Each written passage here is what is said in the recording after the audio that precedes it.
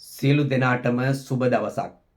හිටපු ජනාධිපති මහින්ද රාජපක්ෂ ඒ වගේම ඔහුගේ කාර්ය මණ්ඩල ප්‍රධානියා වශයෙන් කටයුතු කළ ගාමිණී සෙනරත් සහ කූට ව්‍යාපාරිකයෙකු වන රවි විජේරත්න ඇතුළු පිරිසක් සමග එකතු වී කරන ලද ප්‍රබල මූල්‍ය ගනුදෙනුවක තොරතුරු තමයි දැන් මම ඔබට ප්‍රකාශ කිරීමට යන්නේ. ඉතින් විශේෂයෙන්ම මෙහිදී සඳහන් කළ යුතු දෙයක් තමයි මේ කොළඹ ප්‍රධාන පෙළේ කැසිනෝ ජාවාරම් කරුවෙක් තමයි රවි විජේරත්න කියන්නේ. ඔහු එසේ මෙසේ චරිතයක් නොවේ. ඔහු විශාල ධනස්කන්ධයක් හිමි පුද්ගලයෙක්. ඒ සියලු ධනස්කන්ධයන් බොහෝ විට ඔහු හිමි කරගෙන තිබෙන්නේ කළු සල්ලි සුදු කිරීම හරහා. එහෙමත් නැත්නම් කූට ජාවාරම් කටයුතු හරහා. දැන් මෙන්න මේ පුද්ගලයා සීමා සහිත ලේසර් හෝල්ඩින් පුද්ගලික සමාගම, ඒ වගේම මරීනා කොළඹ රෑන්ඩ් එන්ටර්ටේන්මන්ට් හෝල්ඩින් පුද්ගලික සමාගම, ඒ වගේම ස්ටාර් ඩාන්ස් හෝල්ඩින් පුද්ගලික සමාගම ඇතුළු තවත් ආයතන කීපයක ප්‍රධානියා, අයිතිකරුවා, එහෙම නැත්නම් අධිපතිවරයා වශයෙන් තමයි කටයුතු කරන්නේ. ඉතින් මෙන්න මේ චරිතය සෑම යුගයකම පසුගිය කාල පරිච්ඡේදය තුල පැවති, එහෙම නැත්නම් තට්ටුමාරු දේශපාලන ක්‍රමයට පහුගිය අවුරුදු 30ක් වගේ කාල පරිච්ඡේදයක් තුල අපේ රටේ පැවති මේ සෑම ආණ්ඩුවකම සෑම මැතිවරණයකටම ඉදිරිපත් වන ප්‍රධාන දේශපාලන ධාරාවේ චරිතත් එක්ක බොහොම කිට්ටුවෙන් ගනුදෙනු කරපු පුද්ගලෙක්. මහින්ද රාජපක්ෂ, සජිත් ප්‍රේමදාස, ගෝඨාභය රාජපක්ෂ, රනිල් වික්‍රමසිංහ මෙන්න මේ කියන සෑම පුද්ගලයෙකුගේම මැතිවරණවලට මූල්‍යමය සහ වෙනත් ආකාරයේ දේවල් උදව් උපකාර කරමින් ඒ වගේම අත දිග හැර මුදල් වියදම් කළ පුද්ගලයෙක් තමයි රවි විජේරත්න කියන්නේ. ඉතින් එවිට බලන විට ඔහුට කුමන දේශපාලන පක්ෂයේ වුණත් පුද්ගලයෙක් බලයට පත් වුණත් ඒ පත්වන සෑම පුද්ගලයෙක්ම Tamanට අවශ්‍ය විදියට මෙහෙවීම සඳහා තමයි ඒ ආකාරයට සෑම දේශපාලන පක්ෂයට වියදම් කරමින් ඔවුන් සමග එකට ගනුදෙනු කරමින් මේ වගේ ක්‍රියාමාර්ග ගනිමින් තිබෙති. ඉතින් ඒකෙන් Tamanගේ කූට ව්‍යාපාර වලට, කූට ජාවාරම් වලට මාර්ගය පාදා ගැනීම සඳහා තමයි ඒ ඔහුගේ අරමුණ වෙන්නේ. මොකද කොයි ආණ්ඩුව බලයට පත් වුණත් ඔහුට ප්‍රශ්නයක් නැහැ. Tamanගේ ඒ ජාවාරම් කටයුතු ටික නිදහසේ ඒ දේශපාලන පරිසරය තුල කරගෙන යාමට ඉඩ තිබෙනවා නම් ඒක තමයි ඔහුගේ ප්‍රධාන අරමුණ සහ අදිෂ්ඨානය බවට පත්වන්නේ මේ ආකාරයට විවිධ දේශපාලන පක්ෂවලට ආධාර උපකාර කිරීම හරහා. විශේෂයෙන් මෙහිදී අප දැනගත යුතු දෙයක් තමයි මේ මහින්ද රාජපක්ෂ සහ සජිත් ප්‍රේමදාසට තමයි ඔහු වැඩියෙන්ම ආධාර උපකාර කර ඇත්තේ. දැන් ඔබට මතක ඇති අර පහුගිය වකවානුව තුල මැතිවරණවලදී මේ සජිත් ප්‍රේමදාස දිග හරහට විවිධ තැන්වලට බස් බෙදීම් කරා, පාසල් වලට බස් බෙදීම් කළා, වෑන් රථ බෙදීම් කරා. දැන් මෙන්න මේ සියල්ල කළේ කෙසේද? මේ කියන රවි විජේරත්නගේ කූට ගනුදෙනු හරහා උපයන මුදල් වලින් තමයි ඒ දේවල් සිද්ධ කරේ. ඔබට මතක ඇති වරක් සරත් පොන්සේකා ඉතාමත් ප්‍රසිද්ධියම ප්‍රකාශ කරා මේ සජිත් ප්‍රේමදාසට මේ බස් බෙදීම සඳහා මුදල් දෙන්නේ කවුද? ඒ වෙන කිසිවෙක් නෙමේ, කොළඹ ප්‍රධාන පෙළේ කැසිනෝ ජාවාරම් කරුවෙකු වන මේ කියන රවි විජේරත්න කියන එකත් සරත් පොන්සේකා ප්‍රසිද්ධියම ප්‍රකාශ කරා.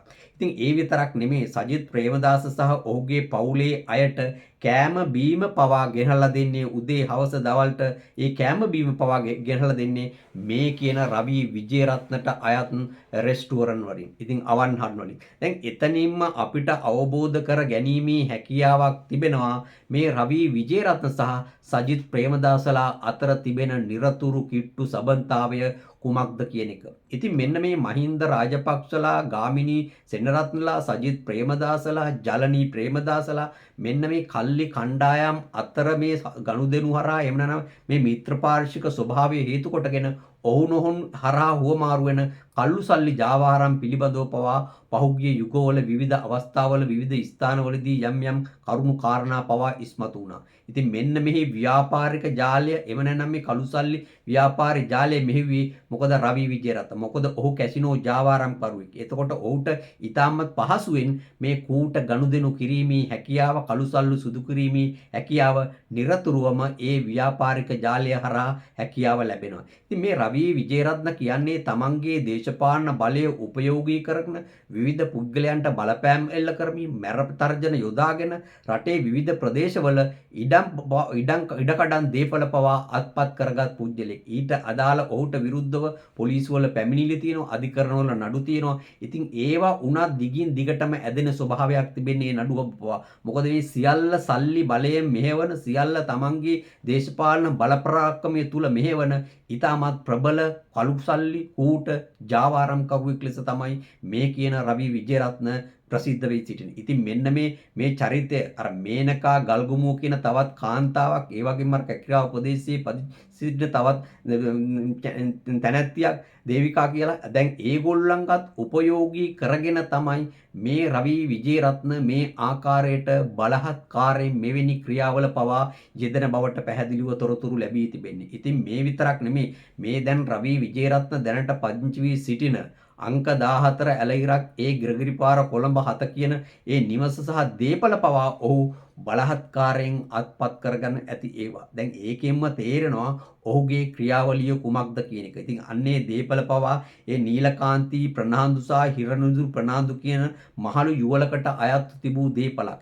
ඉතින් ඒ දේපල වලින් කොටසක් මේ කියන පුද්ගලයා කුලියට යම්කිසි කටයුත්තකට අරගෙන ඊට පස්සේ ඒ මහල් යුවලව ටික කලක් ගියාට පස්සේ ක්‍රමානුකූලව එම ස්ථානයෙන් අරගෙන ගිහිල්ලා කොල්ලු පිටියේ යම් කිසි රහසිගත එහෙම නැත්නම් යම් කිසි ස්ථානයක තබලා තමයි ඊට පස්සේ මෙන්න මේ ඔහුන්ට අය සම්පූර්ණම දේපල මං හිතන රුපියල් කෝටි ගානක දේපල බලහත්කාරයෙන් අරගැනීම සඳහා කටයුතු කළා තියෙන. ඒ යුවලත් ඊට පස්සේ එම ස්ථානයේ රඳවාගෙන සිටීම හේතු කොටගෙන දැඩි අපහසුතාවයකට පත් වෙලා අවසානයේ පහුගිය යුගයේ ඊටමත් සැක කටයුතු ලෙස මිය ගිහිත් තියෙනවා. ඉතින් මෙන්න මේ වගේ චරිතයක් ඔබ පොඩ්ඩක් කල්පනා කරලා බලන්න. දැන් කොළඹ 7 ග්‍රගරි පාර.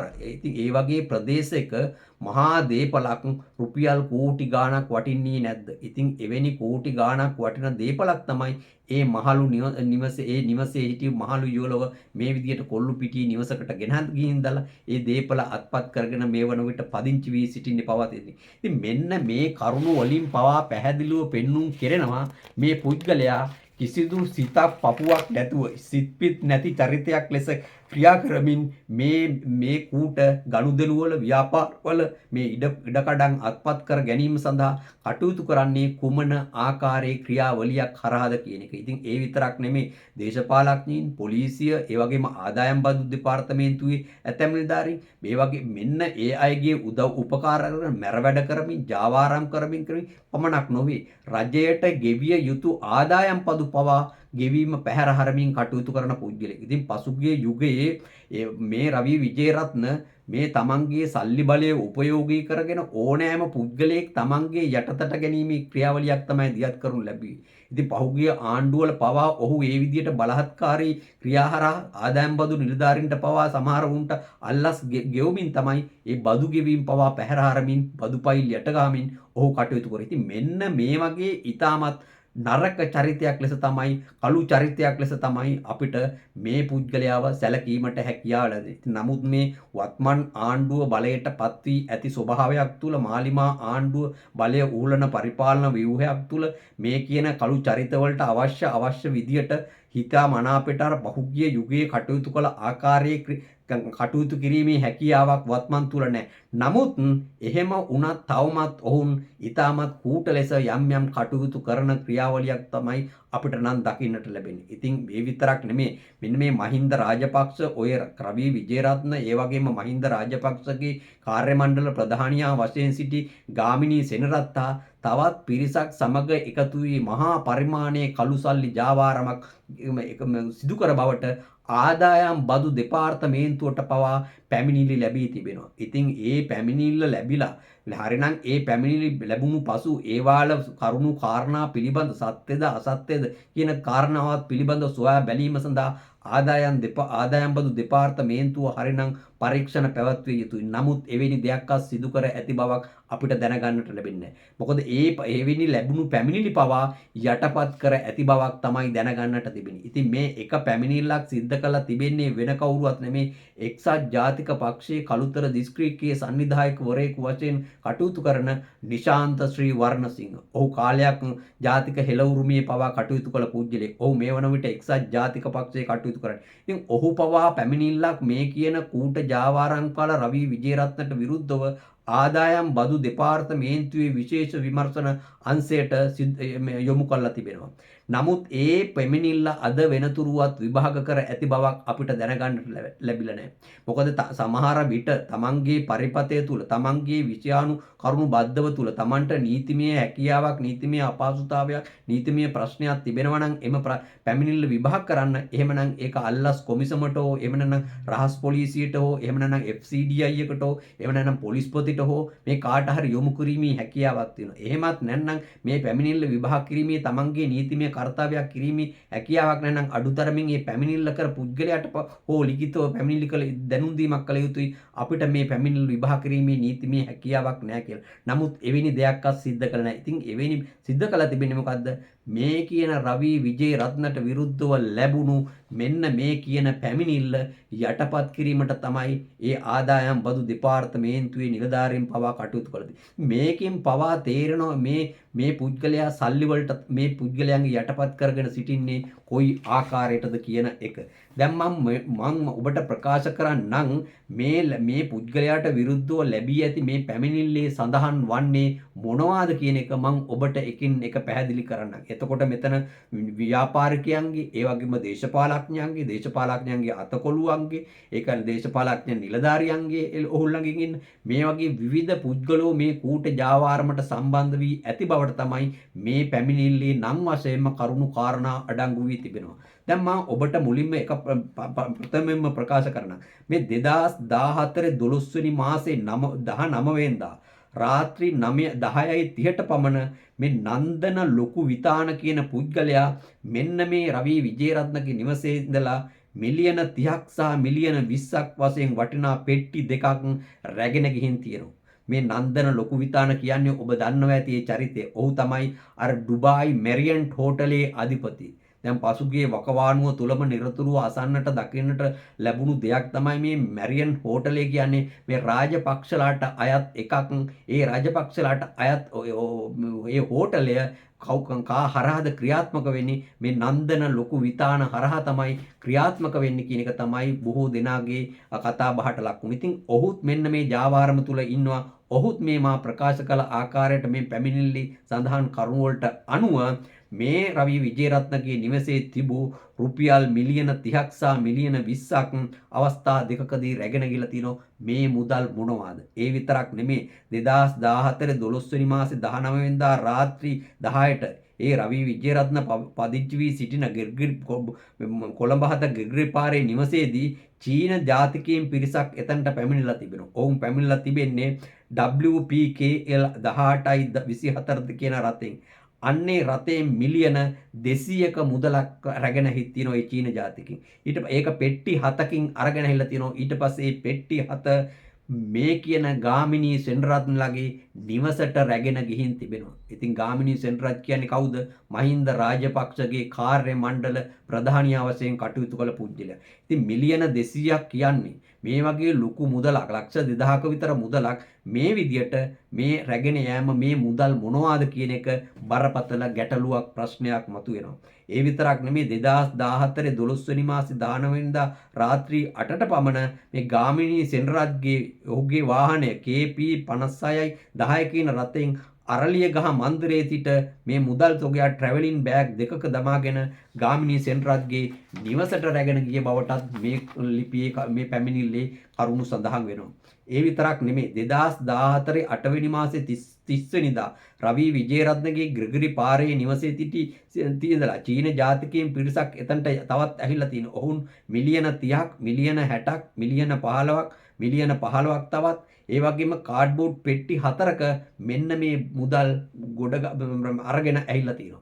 ඉතින් ඊට පසු ඒ මුදල් එහි හිටපු ගාමිණී සහ උපාලි කියන ආරක්ෂක සහ උපාලි සහ සෙනවිරත්ත කියන ආරක්ෂක සහ රියදුරන් සමග එකතු වෙලා ඒ මුදල් ගාමිණී සෙනරත්ගේ නිවසට රැගෙන ගියා කියන එක මේ පැමිණිල්ලේ සඳහන් වෙනවා. දැන් මේ සියලු මේ මුදල් මේ මෙච්චර තොගයක් මේ වගේ දැන් සාමාන්‍ය මේ කියන කරුණු මේ සඳහන් කරුණු වලට අනුවම අපිට අවබෝධ වෙනවා මෙතන මේ කළු සල්ලි තොගයක් තමයි එහා මෙහා වෙලා තිබුණේ. එතකොට එහෙමනම් මේ කළු සල්ලි මොනවද කියන එක අපිට වෙලාවකට බරපතල ගැටලුවක් මතුවෙනවා. ඒ විතරක් නෙමෙයි මෙහි ඊළඟට තිබෙනවා 2014 10 වෙනි මාසේ 21 වෙනිදා රාත්‍රී 11:30ට රවි විජේරත්නගේ නිවසේදී තවත් චීන ජාතිකයන් පිරිසක් එතනට පැමිණලා තියෙනවා. ඔවුන් පෙට්ටි 4ක විශාල මුදල් තොගයක් ගෙනලා තිනවා. ඒවා උපාලි කියන රියදුරයි ආරක්ෂක නිලධාරියෙකු වන සෙනවිරත්නයි කියන පුද්ගලයෝ දෙදෙනා සමග එකතු වෙලා ගාමිණී සෙනරත්ගේ නිවසට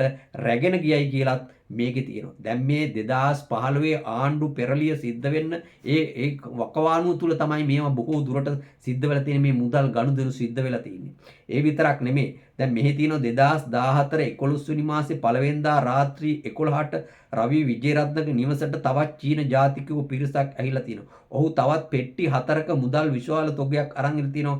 ඒවත් මේ ගාමිණී සෙනරත්ගේ නිවසට රැගෙන ගිය බවක් තමයි මේ පැමිණිල්ල තුල සඳහන් වෙන්නේ. ඒ විතරක් නෙමෙයි 2014 11 වෙනි මාසේ 11 වෙනිදා රාත්‍රී 10ට රවි විජේරත්නගේ නිවසට තවත් චීන ජාතිකයෝ පිරිසක් ඇවිල්ලා තිනවා. ඔවුන් ඒ පැමිණෙන විට රැගෙන ඇවිත් තියෙනවා මිලියන 60ක්, මිලියන 44ක්, මිලියන 12ක්, මිලියන 13ක් මේ වගේ පෙට්ටි කිහිපයක රැගෙන ඇවිල්ලා තිනවා. ඒවා එහි සිටි අත්තනායක කියන රියදුරා සහ තෙන්නකෝන් කියන ආරක්ෂක නිලධාරියා හරහා ඒ මුදල් තොගය රැගෙන ගිහිලා තිනවා ගාමිණී සෙනරත්ගේ නිවසට. දැන් ඔබ පොඩ්ඩක් කල්පනා කරලා බලන්න මේ සෑම මුදලක්ම අරගෙන ගිහිලා තින්නේ ගාමිණී සෙනරත්ගේ නිවසට. ඔහු කවුද? මහින්ද රාජපක්ෂගේ කාර්ය මණ්ඩලයේ ප්‍රධානියා වශයෙන් කටයුතු කළ පුද්ගලයා. එහෙමනම් එතනට මේ මුදල් යනවා කියන්නේ ඒ හරහා මහින්ද රාජපක්ෂලාගේ ගෙවල් වලට එහෙම නැත්නම් මහින්ද රාජපක්ෂලාගේ පාර්ශවයට ඔහු හරහා මේ මුදල් යන්න ඇතයි කියන එක තමයි අපගේ මූලික නිගමනය බවට පත් වෙන්නේ. එහෙම නැත්නම් දිගින් දිගටම ගාමිණී සෙනරත්ගේ නිවසට රවි විජේරත්නගේ නිවසේ සිට මේ මුදල් ගියේ කුමන හේතුවක් මතද කියන එක අපිට ප්‍රශ්න කිරීමට සිද්ධ වෙනවා.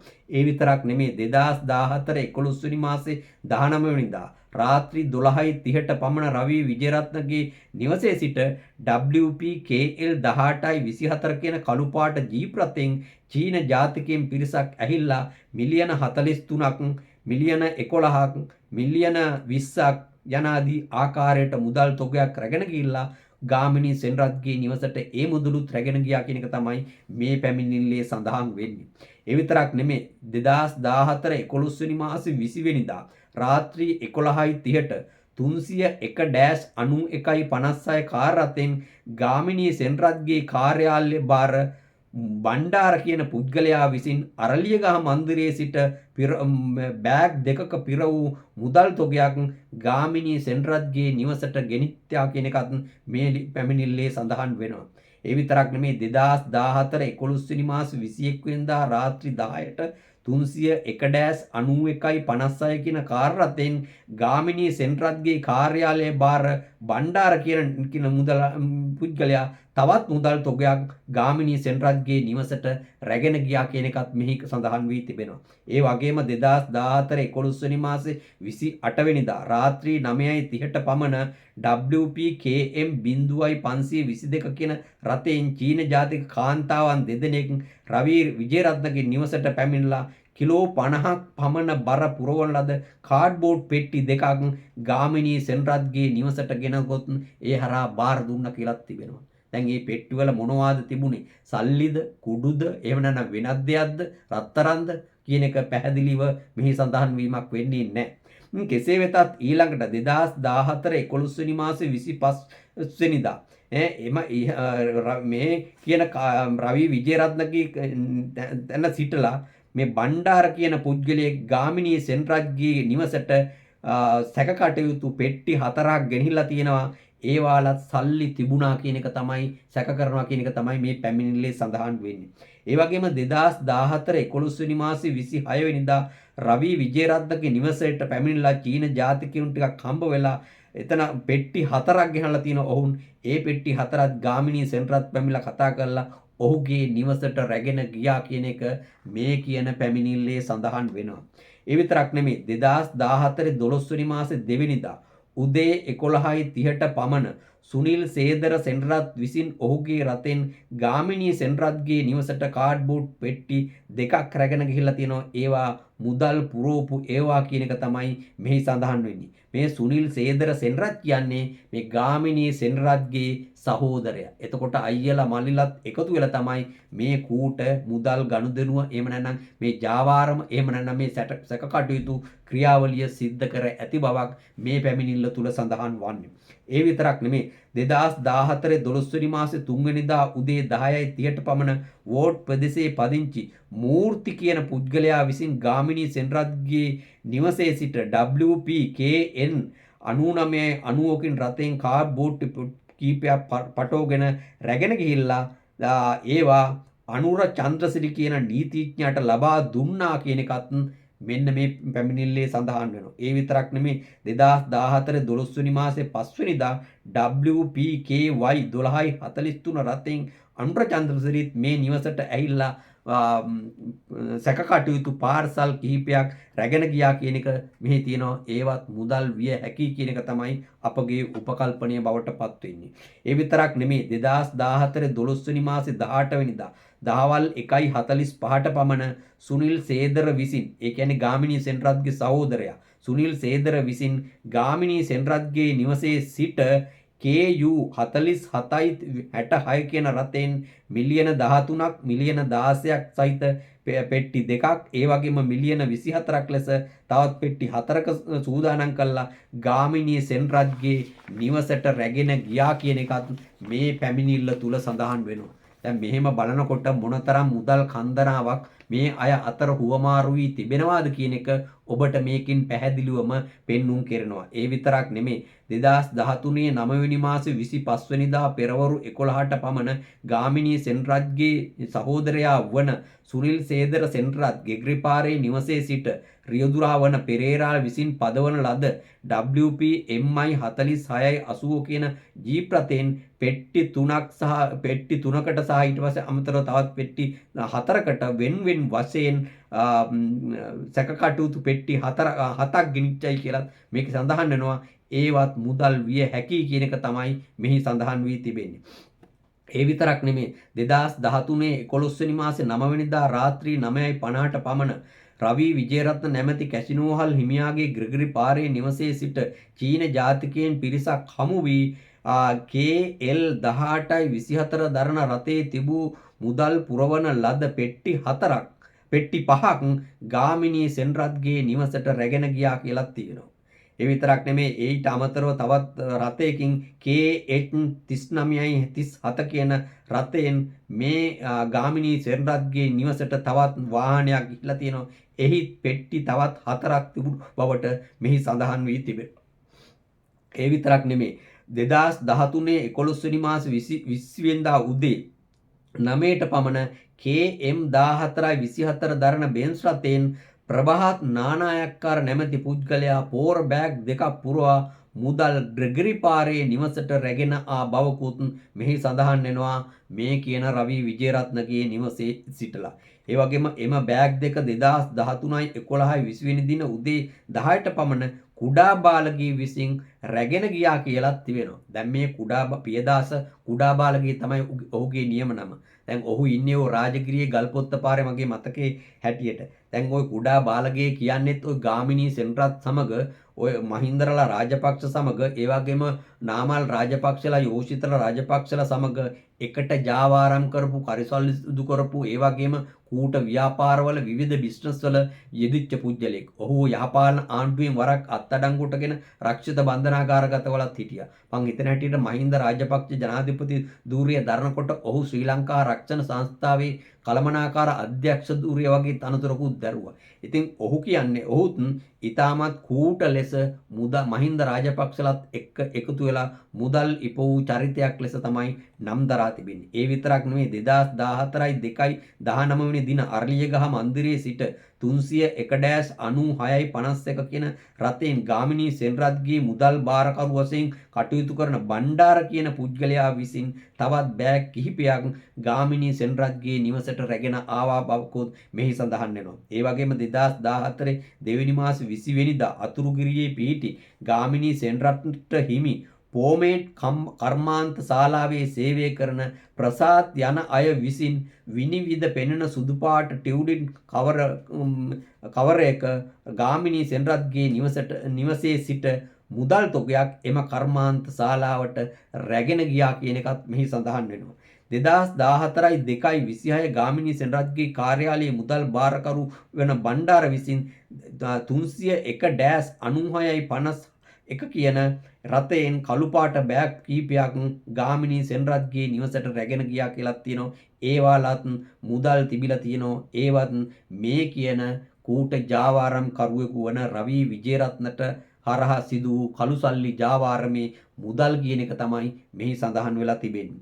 ඒ විතරක් නෙමෙයි 2014යි 2යි 28 උදේ 10ට පමණ අතුරුගිරියේ පිහිටි පෝමේට් කර්මාන්ත ශාලාවේ වැඩ කරන ප්‍රසාද් විසින් කළුපාට බෑග් කිහිපයකින් තවත් මුදල් රොගයක් එම ෆැක්ටරියට මේ රවි විජේරත්නලාගේ නිවසේ ඉඳලා අරගෙන ගිහින් තියෙනවා. ඒ වගේම 2014 තුන්වෙනි මාසේ 3 වෙනිදා රාත්‍රී 8ට පමණ රවි විජේරත්නගේ නිවසේ සිට ගිග්‍රිපාර නිවසේ සිට චීන ජාතිකයින් පිරිසක් ඇහිලා මිලියන ගණනක මුදල් තොගයක් පෙට්ටි 6කින් රැගෙන ගියා කියලා තිබෙනවා. ඒ වගේම 2014යි 3යි 14 වෙනි දින තවත් තොගයක් ඒ විදියට රැගෙන ගිහිලා තියෙනවා. ඒ වගේම 2014යි 4යි 11 හවස 3:45ටත් මේ ගාමිණී සෙනරත්ගේ නිවසට මේ ආකාරයට මුදල් රැගෙන ගිහිලා තියෙනවා. ඒ වගේම 2014 4 වෙනි මාසේ 28 වෙනිදා උදේ 10ට සුනිල් සේදර විසින් KU 5270 කියන ජීප් රථයෙන් බෑග් කිහිපයකින් ගාමිණී සෙනරත්ගේ නිවසට මුදල් රැගෙන ගිහිලා තියෙනවා. ඒ වගේම 2014 6 වෙනි මාසේ 9 නීතිඥ අනුර චන්ද්‍රසිරි විසින් ගාමිණී සෙනරත්ගේ නිවසට රාත්‍රී 9ට පමණ බෑග් එකක් රැගෙන ගිහිලා තිනෝ. ඒකෙත් මේ කියන ආකාරයේ මේ මුදල් තිබුණා කියන එක තමයි මේ පැමිණිල්ලේ පැහැදිලිවම කරුණු කාරණා ඇතුව සඳහන් වෙන්නේ. ඉතින් මෙන්න මේ පැමිණිල්ලේ ඇති කරුණු කාරණා වලට අනුව මේකේ තවත් බොහෝ කරුණු අඩංගු වෙනවා. ඒවා කියවන්න ගියොත් බොහෝ වෙලා යනවා. ඉතින් මෙන්න මේ පැමිණිල්ලේ සඳහන් කරුණු වලට අනුව මේ කැසිනෝ ජාවාරම් කරුවෙකු වන රවි විජේරත්නලා ඒ මහින්ද රාජපක්ෂලා ඔහුගේ කාර්ය මණ්ඩල ප්‍රධානී ගාමිණී සෙනරත් ඇතුළු කාණ්ඩේ විශාල මූල්‍ය ගනුදෙනුවක යෙදලා තියෙනවා. කළු සල්ලි සුදු කිරීමේ ජාවාරම නැත්නම් මෙතරම් මුදල් තොගයක් මේ ආකාරයට ඉතාමත් කෙටි කාල පරිච්ඡේදයක් තුල හුවමාරු වුණේ මේ මොන මුදල්ද කියන එක අපිට ප්‍රශ්නයක්. මොකද අපි දන්නවා චීන ජාතිකයන් සමග එකතු වෙලා ලංකාවේ විවිධ ව්‍යාපෘති දියත් කිරීම හරහා ওই රාජපක්ෂලා කූට අල්ලස් අරගෙන විශාල දේවල් සිද්ධ කර ඇති බවටත් අනුර කුමාර දිසානායක ජනාධිපතිවරයා පවා අවස්ථා කිහිපයකදී ඔහු විපක්ෂයේ ඉතින්දි පාර්ලිමේන්තුවේ කරුණු කාරණා ඉදිරිපත් කරා. ඉතින් එහෙම බලන විට මේ රවි විජේරත්නලා මේගොල්ලෝ අය කාණ්ඩ එකතු වෙලා කරලා තිබෙන ක්‍රියාවලිය කුමක්ද කියන එක අපිට මේකෙන් පැහැදිලි වෙනවා. නිසා මේ අයගේ මෙන්න මේ ගනුදෙනු පිළිබඳව බොහෝ කරුණු තව දුරටත් අපිට හෙළිදරව් කිරීමේ හැකියාවක් තිබෙනවා. ඉතින් මේවා පිළිබඳව වහාම ආණ්ඩුව මැදිහත් වෙලා පොලිස්පති මැදිහත් වෙලා අල්ලස් කොමිසම ඒ වගේම රහස් පොලිසිය FCDI එක මේවා පිළිබඳ පහම පරීක්ෂණයක් සිදු කළ යුතුයි. මේ අය මේ සුදු කරන කළු සල්ලි කාගේද? අපි දන්නවා මේ සමහර රාජපක්ෂලාගේ සල්ලි කොහේ ගියාද කියලා සමහර විට සමහර තැන්වල තවමත් හොයා ගැනීමේ අපහසුතාවයක් තිබෙනවා. ඒ වගේම සජිත් ප්‍රේමදාසලා කරන ගනුදෙනු වල පහුගිය කාලේ ඔහු විශාල වශයෙන් මැතිවරණට වියදම් කරා. දැන් මේ සල්ලි කොහෙන්ද? කොහොමද ඉපවුවේ? ඒවා පිළිබඳ යම්කිසි සොයා බැලීමක් කළ යුතුයි. ඒ නිසා මෙන්න මේවා පිළිබඳ අනුර කුමාර දිසානායකත් මාලිමා ආණ්ඩුවත් වගකියුතු නිලධාරීනුත් පොලිසිය භාර ඇමතිවරයාත් මේවා පිළිබඳ මීට වඩා වගකීමෙන් යුතුව අවධානය යොමු කිරීම ඉතාමත් වැදගත් කියන එක තමයි අපිට මූලික වශයෙන් මෙහිදී ප්‍රකාශ කිරීමට තිබෙන්නේ. ඉතින් මෙන්න මේ කූට ජාවාරම් කරුවා පිළිබඳ තවත් විශාල තොරතුරු අප සතුව තිබෙනවා. ඒවා අපි ඉදිරියේදී අනාවරණය කිරීමටත් නිරතුරුව ක්‍රියා කරන බව මෙහිදී ප්‍රකාශ කළ යුතුව තිබෙනවා. ඉතින් මේ පිළිබඳ ඔබ දරන අදහස් උදහස් කමෙන්ට් කරන්න. ඒ වගේම අපගේ channel එක subscribe කරන ලෙසත් සියලු දෙනාගෙම ඉල්ලා සිටිනවා. ඔබලා සියලු දෙනාටම බොහොම ස්තුතියි.